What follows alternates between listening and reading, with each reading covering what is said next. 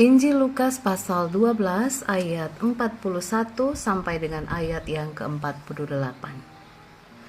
Kata Petrus, "Tuhan, kamikah yang Engkau maksudkan dengan perumpamaan itu atau juga semua orang?"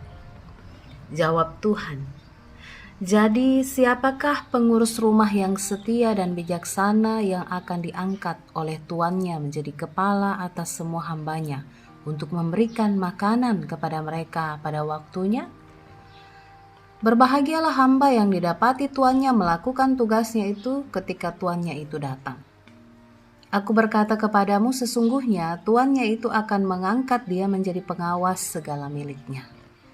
Akan tetapi, jikalau hamba itu jahat dan berkata di dalam hatinya, tuanku tidak datang-datang, lalu ia mulai memukul hamba-hamba laki-laki dan hamba-hamba perempuan dan makan, minum, dan mabuk, maka tuan hamba itu akan datang pada hari yang tidak disangkakannya dan pada saat yang tidak diketahuinya, dan akan membunuh dia dan membuat dia senasib dengan orang-orang yang tidak setia.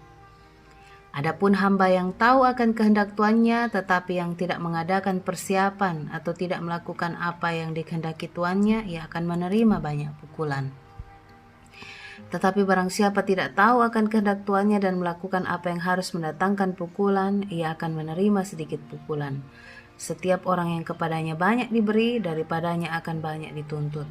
Dan kepada siapa yang banyak dipercayakan, daripadanya akan lebih banyak lagi dituntut." Saudara-saudara yang kekasih di dalam Tuhan kita Yesus Kristus, menjadi orang yang setia tentulah bukan hal yang mudah untuk dilakukan.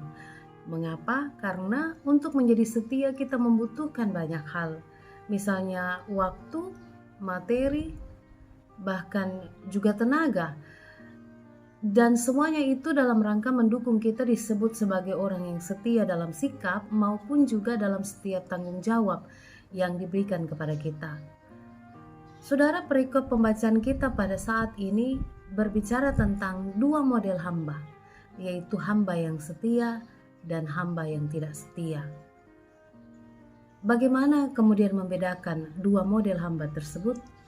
Saudara-saudara yang kekasih di dalam Tuhan, jelas sekali bahwa untuk menjadi hamba yang setia itu dituntut benar-benar ketulusan dalam mengerjakan dan mengembankan tugas dan tanggung jawab, juga termasuk sikap. Hamba yang setia adalah hamba yang melakukan seluruh pekerjaannya, aktivitasnya, bukan hanya ketika dia dilihat atau diawasi oleh tuannya. Bahkan dia akan mengerjakan semuanya walaupun tuannya tidak mengawasinya. Nah, saudara-saudara yang kekasih di dalam Tuhan, dari perikop ini, saudara-saudara, kita melihat bahwa hal ini juga mau menjelaskan kepada kita bahwa kebaikan atau kesetiaan ataupun juga kejahatan dan perilaku tidak setia seorang hamba itu juga tidak semata-mata dihubungkan dengan aktivitas kesehariannya dalam tugas tanggung jawabnya, tetapi ternyata juga di dalam bagaimana dia berelasi dengan sesamanya, bagaimana dia membangun hubungan yang baik dengan sesamanya.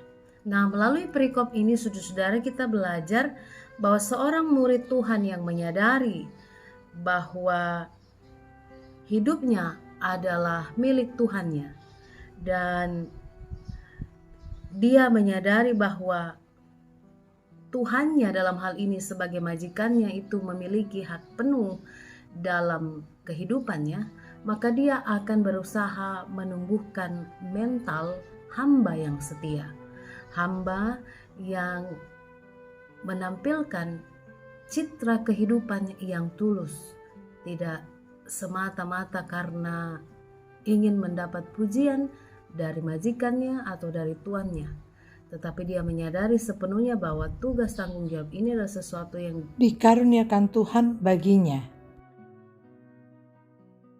Bapa, kami mengucap syukur pada saat ini atas kebenaran firman-Mu yang kembali menjadi perenungan kami saat ini. Terima kasih bahwa firman-Mu hari ini kembali mengajak kami untuk melihat diri dan kehidupan kami dalam sikap setia terhadap tugas dan panggilan yang Tuhan berikan. Kami sadar sepenuhnya ya Tuhan, betapa sering kali kami tidak berlaku setia. Menjadi setia bukan hal yang mudah untuk kami terus kerjakan. Karena itu ya Tuhan, mohon bimbingan-Mu, tuntunan-Mu untuk kami berusaha lebih baik lagi, menumbuhkan kesadaran akan kehidupan kami sebagai anugerah-Mu. Dan dengan demikian kami dapat mengembangkan karakter hamba yang setia dalam mengerjakan tugas tanggung jawab kami, sehingga kami menjadi hamba yang berbahagia manakala kami diberikan waktu untuk kelak berjumpa denganmu. Dengan segala aktivitas tanggung jawab yang Tuhan berikan dalam hidup kami, biarlah kami dengan sepenuh hati melakukannya, bukan untuk kami, tetapi demi hormat dan kemuliaan nama-Mu. Sehingga apapun yang menjadi tugas tanggung jawab ini Tuhan, semata-mata kami syukuri sebagai anugerah yang Tuhan berikan. Terima kasih Bapa di surga, kami berdoa kepadamu malam hari ini untuk seluruh perjalanan kehidupan kami ke depan. Kasih dan anugerah-Mu Tuhan akan selalu menyertai, memberkati kehidupan kami selanjutnya. Di dalam nama Yesus kami berdoa. Amin.